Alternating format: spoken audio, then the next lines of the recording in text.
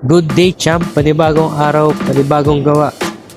Meron tayong matagal na kaibigan at nag-request siya na gusto niya ng tinta dahil first time niya at patatakpan niya yung kanyang peklat sa kanyang likuran ng kanyang binti.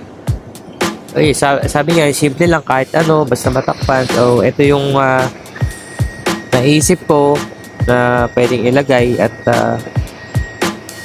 nagmamadali din siya. So, simple lang. Feather na may bulaklak.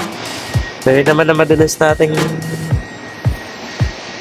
na ilalagay kasi mabilis at saka isa pa hindi naman siya pangit tingnan. So, pag nagpalagay pala kayo ng feather o kaya bulaklak, pwede naman yung i-request na